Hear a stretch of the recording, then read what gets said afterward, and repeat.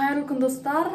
Мен бүгін сіздерге жөтелдің қалай тез кетіруге болады, сол туралы айтатын боламын. Немесе бұны лайфхак деп те айтсаңыз болады.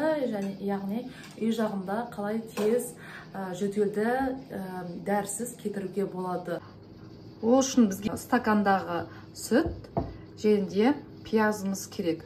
Осындай орташа мөлшердегі пиязды аласыз. Пиязды осылай майдалап турап аламыз.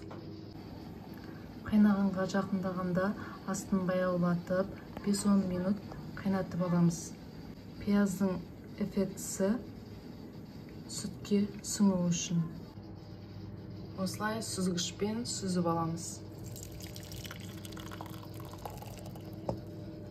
Міне осылай сүзіп алдық.